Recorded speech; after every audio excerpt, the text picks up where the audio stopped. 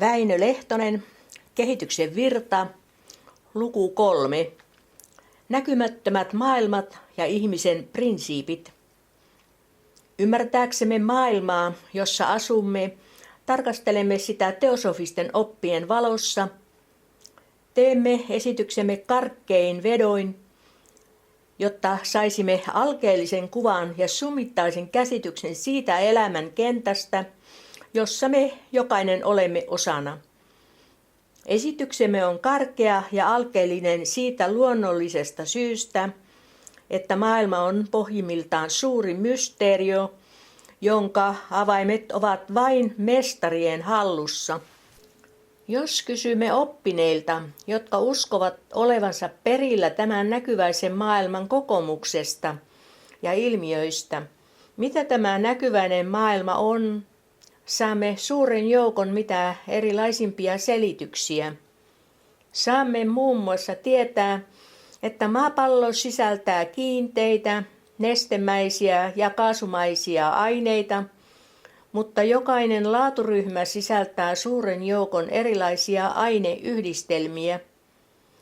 Niin ikään nesteet ja kaasut saattavat olla tietyissä olosuhteissa myöskin kiinteissä muodoissa, koska on myös salaperäinen 4. elementti, lämpö, jonka puuttuminen tai lisääntyminen aiheuttaa muutoksia aineessa.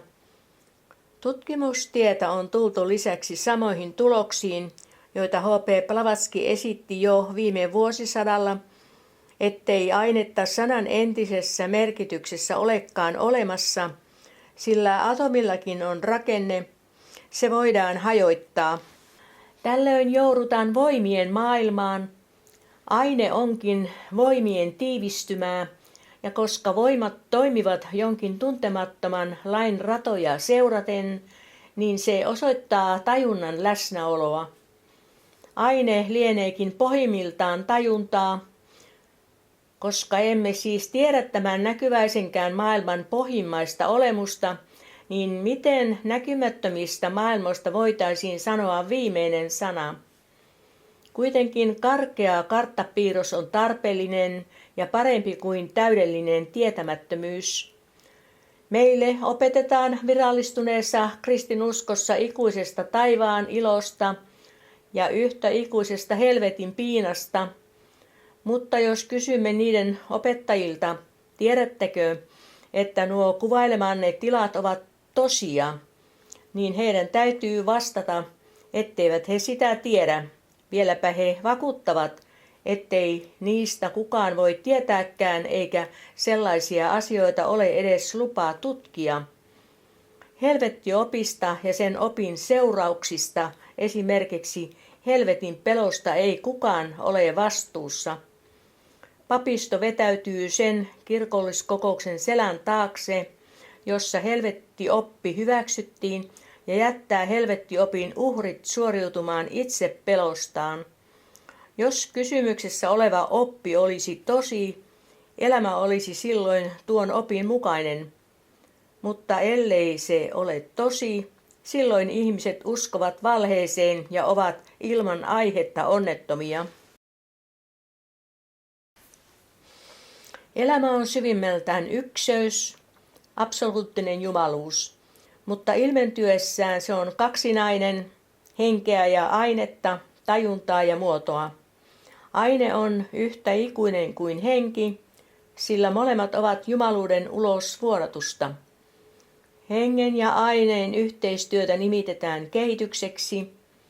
Kehitystä kuvataan muun muassa siten, että aineen salaisuus on aivan kuin hengen salaisuutta syvempi, joten henki voittaa ainetta vähitellen, kaivaen esiin aineen salaisuutta, mutta ei voita sitä kokonaan. Tämä seikka tekee kehityksen jatkumisen mahdolliseksi. Aineesta tulee kehityksen jatkuessa yhä täydellisempi hengen ilmennysväline, ja täydellisin väline tällä hetkellä on ihmisen fyysillinen ruumis. Siksi ruumista onkin nimitetty Jumalan temppeliksi. Jumala, henki, tajunta, millä nimellä sitä kutsummekin, voi ihmisruumiin avulla täydellisimmin ilmentää itseään. Täydellisimpiä Jumalan ilmennyksiä ovat olleet uskontojen alkuunpanijat. Ainetta sanan varsinaisessa merkityksessä on ainoastaan fyysillinen aine, siihen luettuna fyysillisen maailman eetterinen puoli, voimamaailma. Kun puhumme näkymättömistä elämäntasoista, ei niitä pidä käsittää aineellisiksi maailmoiksi. Myöhemmät teosofiset tutkijat ovat puhuneet näkymättömistä maailmoista ja esittäneet nekin aineellisiksi maailmoiksi. He kuvailevat, että fyysillinen maailma on karkein maailma, astraalimaailma on jotakin hienompaa ainetta ja älymaailma vieläkin hienompaa. Henkikin on aivan kuin hienoa ainetta. Tällainen käsitys on eräänlaista henkistä materialismia, eikä vastaa todellisuutta. H.P. Blavatsky puhui fyysillisestä maailmasta ja nimitti fyysillisen maailman näkymätöntä puolta eetterimaailmaa astraalimaailmaksi. Myöhempi teosofinen terminologia on sekoittanut näitä käsitteitä. Ehkä besanttilais-ledbeaterilainen esitys tuntuu vasta alkajasta selvemmältä. Vaikkeivat metafyysilliset kysymykset olekaan autuuden asioita, niin oikea kuva niistä lienee kuitenkin parempi kuin väärä kuva. Kysymys aineen salaisuudesta ja näkymättömien maailmojen olemuksesta ovat asioita, jotka kuuluvat vihkimyssalaisuuksiin, mutta jotakin niistä voimme ymmärtää tavallisella järjelläkin, kun yritämme pysyä kaikkein pätevimpien okkultistien opetuksissa. Kun myönnämme, että kaiken olevaisen alkuolemus peittyy absoluuttiin, tuntemattomaan jumaluuteen, niin vapaudumme karkeasta Jumala-perkele-uskomuksestamme. Tällöin voimme ymmärtää elämän kaksinaisuutta jumaluuden ilmennyksenä. Elämä on ilmentyneenä kaksinapainen, se on henkeä ja ainetta, mutta henki ja aine ovat yhtä jumalallisia. Ainekin on tajuntaa, opettaa teosofia. Jokainen atomi on tajuava elo. Olemme tottuneet pitämään fyysillistä ainetta kuolleena, mutta aine ei ole sitä, miltä se näyttää. Se on koostuma tanssivia atomeja, eräänlaista tajunnan magiaa, joka on jatkuvan, joskin hitaan muuttumisen alainen. Fyysillinen aine on harhaa, vaikka se meidän kannaltamme on vankkaa todellisuutta. Voimme ymmärtää käsitteen tajunta, koska olemme tajuavia ihmisiä. Sanomme siis selvyyden vuoksi, että henkikin on tajuntaa. Muun muassa rakkaus on ilmennyttä henkeä. Rakkaus on, sanokaamme, kaunis tunne tai hyvä tahto. Rakkaus ja hyvä tahto ovat todellisuuksia, vaikka niillä ei ole muotoa. Emme voi niitä mitata emmekä punnita. Henki ilmenee siis muodottomana. Aine sitä vastoin ilmenee muotoihin pukeutuneena, äärettömänä muotojen moninaisuutena. Maailman kaikkeus ilmenee aivan kuin kahtena tajuntana, henkenä ja aineena. Näiden välillä, sanoo Pekka Ervast, on kvalitatiivinen laatua koskeva ero. Hengen tajunta ja aineen tajunta ovat eri laatua. Henki ja aine eivät suhtaudu toisiinsa kvantitatiivisesti paljoussuhteissa. Jos sanontamme on perin aineellinen. Että hengen ja aineen suhde on kvantitatiivinen, niin jompaa kumpaa, henkeä tai ainetta, olisi enemmän. Jos esimerkiksi henkeä olisi enemmän kuin ainetta, niin silloin hengellä olisi ylivalta. Henki voittaisi aineen omalla painollaan. Maailman alussa olisi säädetty, että henki voittaa aineen, tai teologian tavalla sanottuna Jumala voittaa perkeleen. Ihmisen vapaa tahto olisi silloin merkityksetön, sillä hengen ylivalta olisi eräänlaista pakkovaltaa, joka nujertaisi aineen mahdin. Yksilön pyrkimyksillä ei olisi mitään merkitystä ja koko elämän kenttä olisi teatteria, jossa kaikkivaltias Jumala olisi ennalta määrännyt koko elämän juoksun. Henki ja aine ovat kuin tuli ja vesi erilaatuisia. Kun tuli yhtyy veteen, niin se löytää erään veden salaisuuden, höyryn, joka on voimaa, liikuntaa, elämää. Samoin hengen tajunta ja aineen tajunta ovat erilaatuisia, ja niiden yhteistyössä syntyy elämä, joka on silta hengen ja aineen välillä. Elämä on voimaa, liikuntaa, työtä. Mutta koska henki ja aine ovat yhtä jumalallisia, niin niiden yhteistyö ei lopu, sillä henki ei voita aineen kaikkia salaisuuksia. Kehitys jatkuu.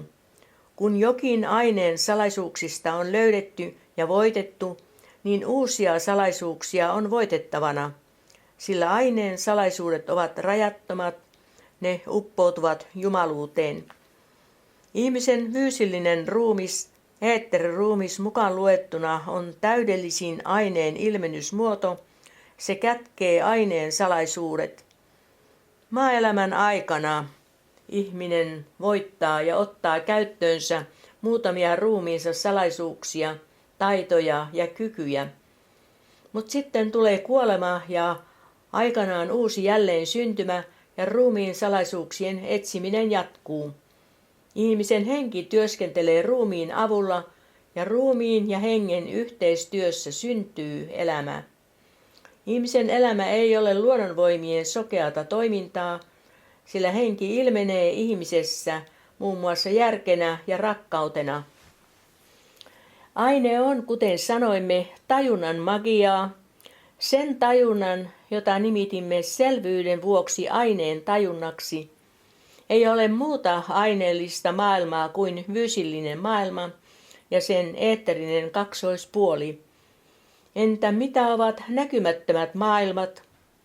Ne ovat aineen tajunnan ilmiöitä. Ne ovat todellisuuksia omalla tavallaan, mutta eivät aineellisia todellisuuksia.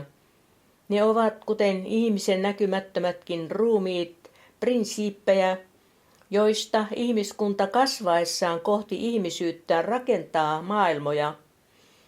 Se on ihmiskunnan tehtävänä tulevissa aikakausissa ja luomispäivissä. Kaikki profeetat ja Jumalan pojat ovat myös näkymättömien maailmojen rakentajia. He ovat vieneet näkymättömiin maailmoihin fyysillisen elämänsä saavutukset. Samoin tekee jokainen ihminen kuoltuaan.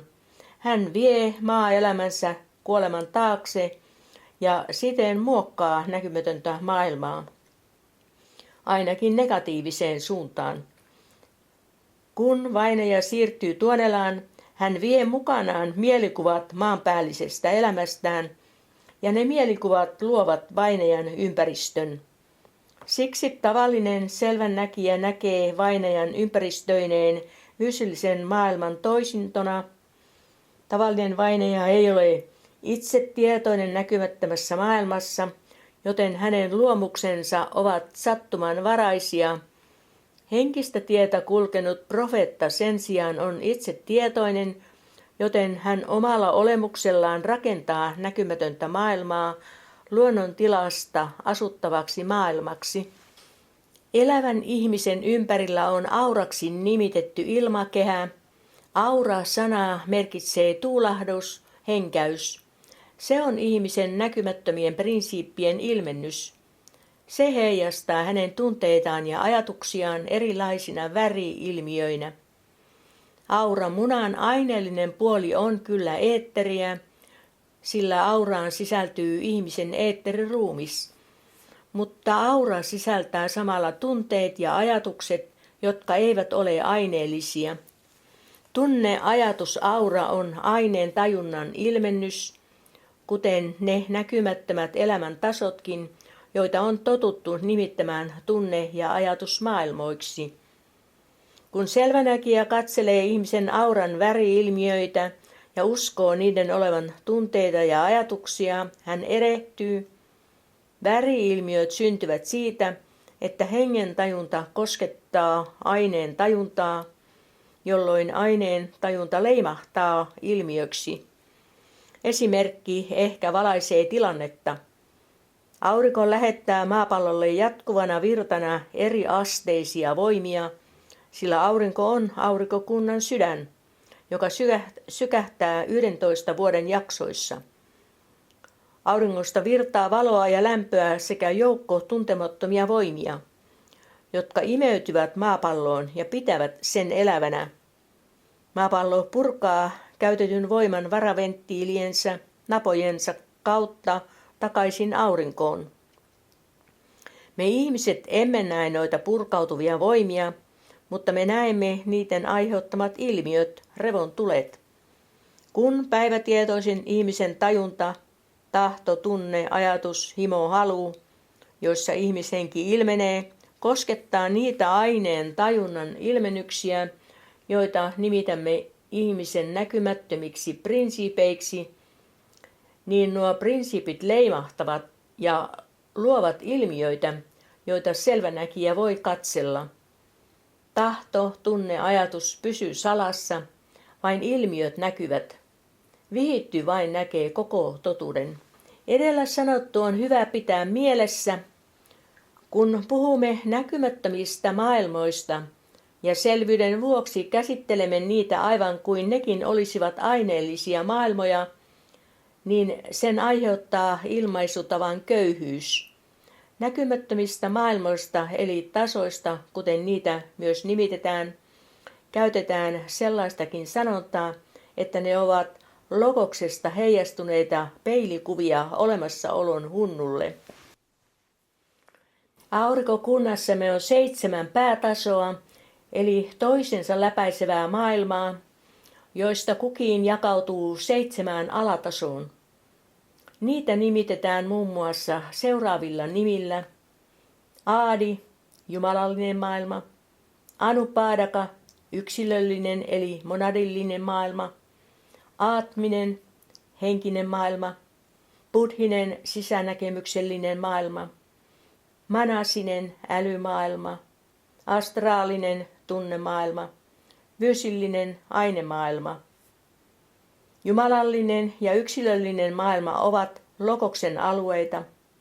Fyysillinen maailma käsittää kemiallis-fyysillisen ja eetteris-fyysillisen maailman. Fyysillisen maailman 7 alatasoa ovat kiinteä, maa; juokseva, vesi ja nesteet; kaasumainen, ilma ynnä muut kaasut; tuli, lämpö, kemiallinen kasvoeetteri; valo, aistimus, valoeetteri; magnetismi, sukupuoli, lisääntymiseetteri; muisti, heijastava alkuatomillinen eetteri. Kiinteä, juokseva ja kaasumainen aine muodostavat fyysillisen maailman näkyvän puolen. Tuli, valo, magnetismi ja alkuatomillinen aine fyysillisen maailman näkymättömän puolen. Fyysillinen ruumiimme on koostunut näistä aineista, myöskin 4 eetteristä. Ruumiissamme palaa tuli, joten se pysyy lämpimänä, ja siinä tapahtuu monenlaatuinen kemiallinen toiminta. Valoeetteri luo ja ylläpitää aistimemme. Magneettinen eetteri aiheuttaa sukupuolisen vetovoiman ja siitä aiheutuvan lisääntymisen, ja alkuatomillinen eetteri toimii meissä muistina. Fyysillisessä ruumiissamme toimivat kaikki edellä mainitut aineet yhteistyössä. Ne ovat sekoittuneet toisiinsa ja läpäisevät toisensa. Ruumiissamme on erilaisia toimintaelimiä eri tarkoituksia varten. Muisti toimii pääasiallisesti aivojen kautta, mutta myös jäsenemme muistavat. Muusikon sormet tapailevat tottumuksesta soittokoneen näppäimiä. Magneettinen eetteri toimii näkyvimmin sukupuolielimien kautta, mutta määrätyissä tilanteissa se valtaa ihmisen kokonaan aiheuttaen harhakuvia ja monenlaisia tunneilmiöitä, jotka tunnetaan lemmen nimellä. Aistimuseetteri toimii 5 aistimen välityksellä, mutta sillä on muitakin kanavia, niin sanottuja tsakroja, jotka saattavat herätä toimintaan. Niin ikään tunneajatus, aura eli chitta joka useimmissa ihmisissä vielä on melkein organisoimaton, läpäisee fyysillisen ruumiin. Kaikki nuo eri olemuspuolemme ovat paikallisesti yhdessä, samassa avaruuden kohdassa. Jumalallinen puolemme, järki eli manas, rakkauskyky eli buddhi ja henkinen tahto eli aatma eivät ole paikallisesti kaukana, joskin ne toistaiseksi voivat olla kaukana tajunnallisesti, kaukana päivätajunnastamme.